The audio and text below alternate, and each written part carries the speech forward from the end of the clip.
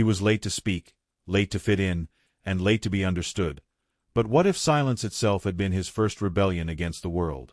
The neighbors whispered that something was wrong with the boy in Ulm. At school, teachers complained that he sat still too long, staring at the dust motes in the sunbeams as though they contained secrets invisible to ordinary eyes. He answered questions only when pressed, and even then his words came slowly, as if language itself resisted him. To others, this looked like dullness, a dangerous inertia for a child.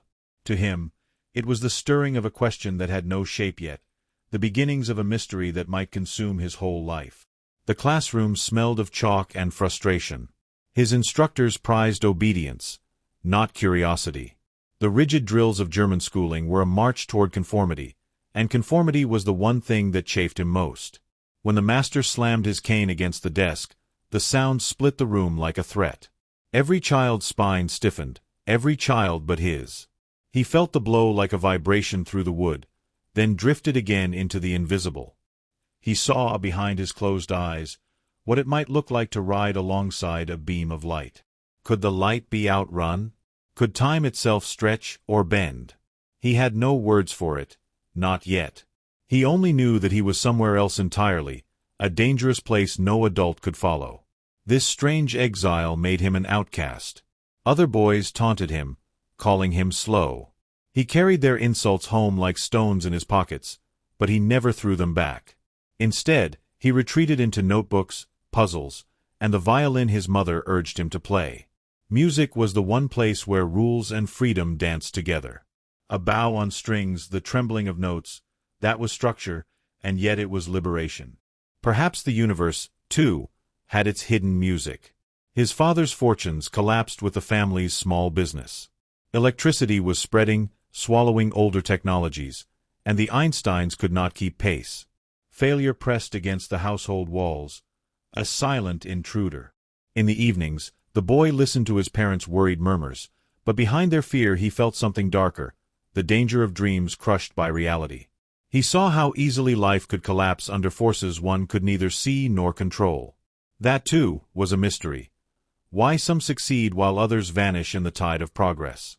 The family moved, searching for stability, and with each relocation the boy carried the same unease. He wandered the streets of Munich, then Zurich, often alone, as if the world itself was a labyrinth and he the only one unsure of the exit. Teachers scolded him for disrespect, mistaking his silence for arrogance. When one professor told him he would never amount to anything, the words sank like a prophecy meant to trap him. He did not argue, but the tension coiled inside him. It was a dangerous accusation, because deep down he feared it might be true. Even in those years, however, sparks of revelation appeared at odd moments. He once watched a compass needle quiver and wondered at the invisible hand that moved it. That tiny flicker of magnetism was not just a trick of physics, it was evidence of unseen forces, proof that reality itself hid beneath a veil. He knew there was danger in asking too many questions, but he could not stop. Each question pulled him deeper, away from safety, toward something vast and unknown. Late at night, when the city was quiet, he replayed his thought experiments.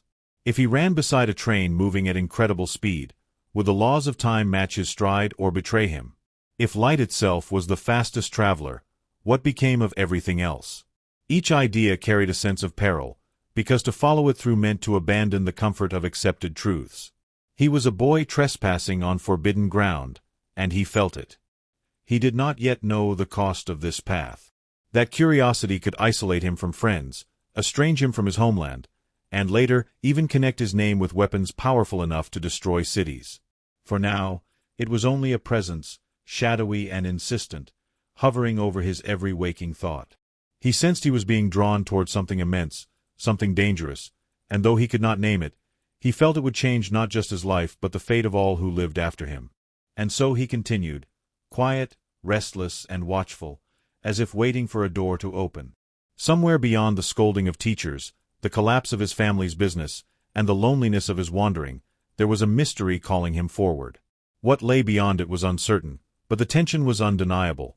Albert Einstein was stepping into a story that no one else could yet see, and the danger was that once he began, there would be no turning back. They said he had failed. The rejection letter from the Polytechnic lay on the table like a sentence passed down by an unseen judge. He had dreamed of becoming a teacher of mathematics and physics, yet the examiners declared him unfit.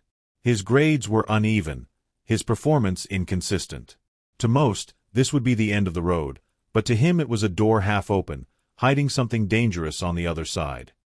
He could not accept that his mind, restless and alive with questions, had been measured and dismissed. Still, doubt lingered like a shadow, whispering that perhaps his teachers had been right, that he was chasing phantoms too elusive for ordinary men. He walked the streets with the weight of failure pressing down on his shoulders. Around him, Zurich thrived with the rhythm of progress. Trams rattling along tracks, factories breathing smoke into the sky, voices spilling from cafes where ideas and ambitions clashed like steel. Yet, as the world around him hurried forward, he felt trapped in a strange suspension, caught between promise and despair. He was young, but already the outlines of his path seemed perilous. The danger was not in poverty, though that threatened too, but in the possibility that he would vanish into obscurity, carrying ideas no one would ever hear. His father's disappointment cut deeper than he admitted. The family's fortunes had collapsed, their business dissolved, and now they looked to him as a future source of stability. But stability eluded him. His thoughts drifted into the unknown, and whenever he tried to explain them, they only drew frowns or scorn. What use was a boy who dreamed of racing with light while his family struggled to keep food on the table? What use was a dreamer when the world demanded workers? And yet, even in this moment of rejection, strange visions tormented him. He would sit in silence, staring out of a window, and suddenly the world would dissolve into questions. If he held a mirror and raced alongside a beam of light, would he see his own reflection? If two clocks ticked in different moving trains, would they still agree on time? These were not the idle fantasies of a boy. They were provocations, unsettling glimpses of a reality that mocked the ordinary. But to pursue them was to risk everything: reputation, livelihood, even sanity. The danger of isolation grew sharper. At the Polytechnic, where he eventually gained admission after repeating the entrance exam, he was not the model student his professors wanted.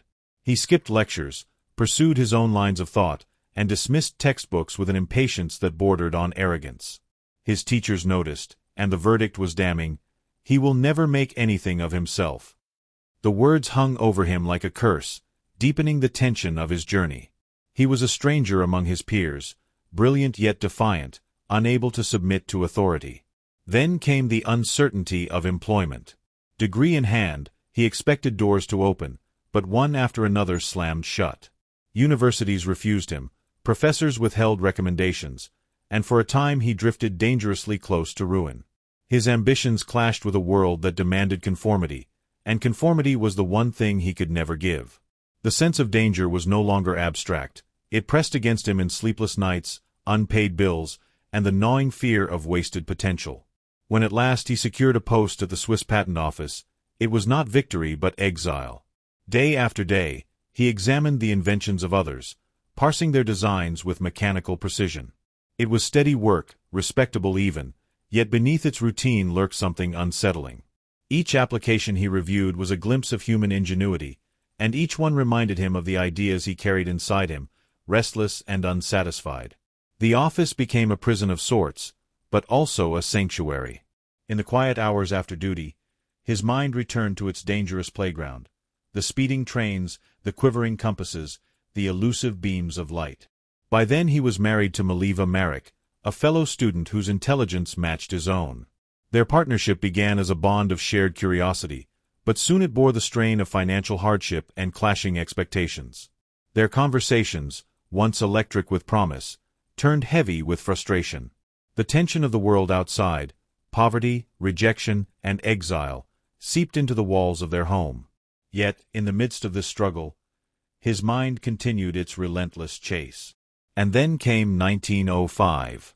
In the span of a single year, hidden away in his modest apartment, working after hours with no university at his back, he unleashed a torrent of papers that would shake the foundations of science.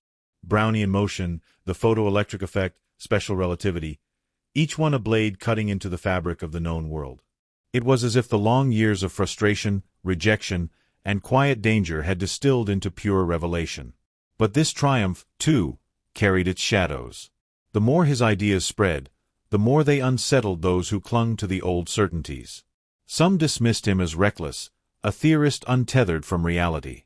Others accused him of undermining the stability of science itself. Fame flickered at the edges, but fame was its own kind of threat. To be noticed meant to be scrutinized, and to be scrutinized meant to be hunted. He had not yet glimpsed the full peril of his discoveries, the wars, the weapons, the politics that would claim his name. For now, he was still in the early stages, straddling the line between obscurity and recognition. Yet the sense of danger lingered. His ideas were no longer silent visions in his mind. They were alive, written down, published, let loose upon the world. He had opened a door, and what waited beyond it was uncertain. The boy who once stared at a compass needle in wonder was gone. In his place stood a man who had begun to rewrite the laws of reality itself.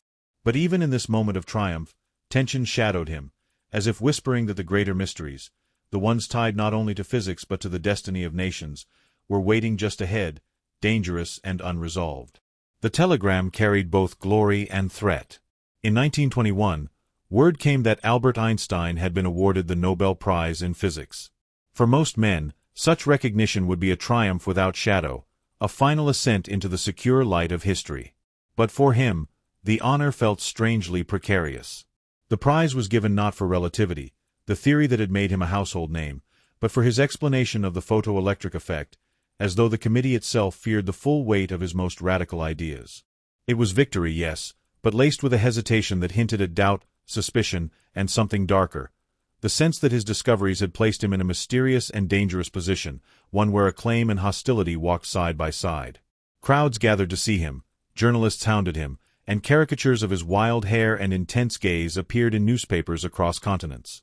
Fame spread like wildfire, but fame is not safety. He knew how quickly the same voices that cheered could turn into accusations, how quickly admiration could curdle into envy or hatred. Even as he shook hands with dignitaries and smiled for photographs, a current of unease ran beneath the surface.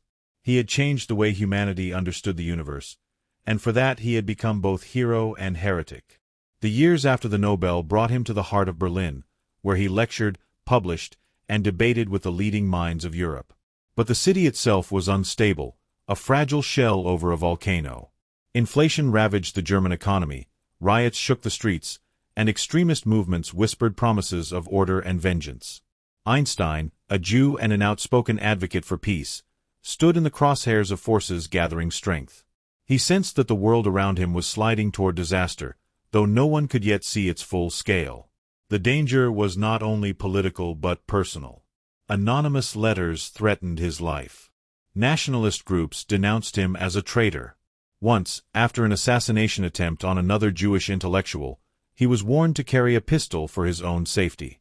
He laughed off the suggestion in public, but in private he knew the threat was real. His very presence, his refusal to remain silent, had made him a target. Meanwhile, his theories continued to spread, drawing both admiration and resistance. The confirmation of general relativity during the 1919 eclipse had made him an icon, yet some scientists resented the disruption his ideas caused. They accused him of tearing down the comfortable walls of classical physics, of leading younger minds into dangerous territory where certainty dissolved into paradox. He bore their criticisms with calm, but he also knew that ideas, once unleashed, had lives of their own. The equations that once danced only in his notebooks now pulsed through laboratories and observatories, reshaping not just science but the very way people imagined the universe. And yet, his mind was not content to rest. He chased a dream of unification, of binding all forces of nature into one grand theory. It was a pursuit that consumed his days and nights, pulling him deeper into a labyrinth with no clear exit. Colleagues warned him that the path might be futile, that quantum mechanics was the future and he was resisting its tide. Still, he pressed forward, convinced that behind the uncertainty there must be a deeper order. The danger of this pursuit was subtle but no less real. The risk of isolation, of becoming a relic in the very field he had helped to create. As the 1930s advanced, the world around him grew darker. Hitler's rise to power forced Einstein to flee Germany, leaving behind his house, his library, even his cherished violin. His name appeared on Nazi hit lists, and his books were burned in public squares. In those flames, He saw not only the destruction of words but the foreshadowing of a catastrophe that would engulf millions. Exile carried its own dangers, the loss of homeland, the loneliness of displacement, but it also offered safety, a chance to continue his work in Princeton, far from the gathering storm. Yet safety was an illusion. In 1939, a group of scientists, fearing that Germany might develop a new weapon of unimaginable power, urged him to sign a letter to President Roosevelt. The letter warned of the potential for nuclear fission to be harnessed in bombs of unprecedented devastation. Einstein signed, reluctantly, adding his authority to the warning. It was a decision that haunted him, for though he did not build the bomb, his signature had nudged history toward its most destructive invention. When Hiroshima and Nagasaki burned, the shadow of his name hung over the devastation. The man who had dreamed of light, who had sought to understand the hidden music of the cosmos, now found himself linked to weapons that extinguished it. It was a paradox as unbearable as it was inescapable. His pursuit of truth had opened doors that others had used to unleash death. The final years of his life carried both recognition and regret. He became a symbol of peace, pleading against nuclear arms, warning of nationalism, calling for a unified world government. Crowds still adored him, students still flocked to hear his words, but within him lay a restless disquiet. Had his work, for all its beauty, betrayed humanity? Had his search for order released chaos instead? The conclusion of his story does not resolve these questions. He died in 1955, leaving behind equations unfinished, theories incomplete, mysteries unresolved. His ashes were scattered, his brain preserved in secret, as though even in death the world refused to let him rest. And so the tension lingers. He had gazed into the heart of reality and found truths that remade the universe, but the cost of those truths remained a shadow over his legacy. Was he a prophet of light or a herald of destruction? A genius who revealed the universe's order or a dreamer who opened dangerous doors? No answer can silence the questions. The story ends, but the mystery of Albert Einstein endures, as unsettling and dangerous as the day it began. They stole his brain. Not in some symbolic way, not in the sense of memory or legacy, but literally, cut from his body without permission, dissected, and hidden away in jars. A man who had devoted his life to unraveling the mysteries of the universe was himself turned into a specimen, his genius reduced to tissue under glass. What greater danger could there be than this? That even in death he was not safe, that curiosity, once awakened, could consume the very source of its wonder. And this is where the story bends back toward me. Because as I trace his path, I cannot shake the sense that the danger he carried never ended with him. His equations were not conclusions. They were detonations waiting for the right spark. We live among them still, atomic fire, space-time bent by satellites above our heads, quantum riddles that defy all reason. Einstein is gone, but the peril of his mind surrounds us, woven into the fabric of our world. It is as though he left behind a puzzle too vast to be solved, and in reaching for it we risk unraveling ourselves. What unsettles me most is that he knew. He knew that knowledge is not neutral, that to touch the core of reality is to touch power, and power is never free of danger.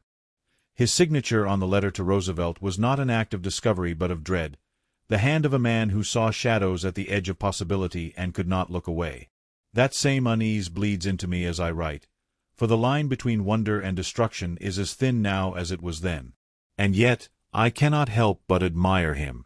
The boy who chased beams of light never stopped running, never stopped asking the forbidden questions. Where others settled into certainty, he entered the storm. It is easy to call him a genius, harder to admit that his courage lay not in answers but in his willingness to live inside the unknown, to wrestle with dangers invisible to all but himself. The mysterious situation he carried was not a passing phase. It was his life entire, a man forever standing at the edge of a cliff, staring into a darkness only he could see. But here is the part that haunts me. We stand on that cliff with him now. His work did not end in 1955. It continues every time a reactor hums to life, every time a satellite charts its orbit, every time physicists search for a unifying theory he never found. We are inheritors of a legacy that is both miracle and menace. And I wonder, as he surely did, whether we are strong enough to bear it. The tension of his story is not resolved. He died, yes, his ashes scattered, his name immortalized, his brain stolen like a relic of forbidden power, but the danger remains. Perhaps that is the truest mark of his genius. Not that he solved the universe, but that he left it more unsettled, more perilous, than before.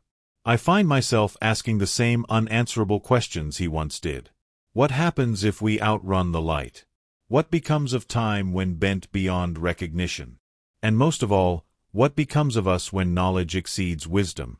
No conclusion quiets these questions.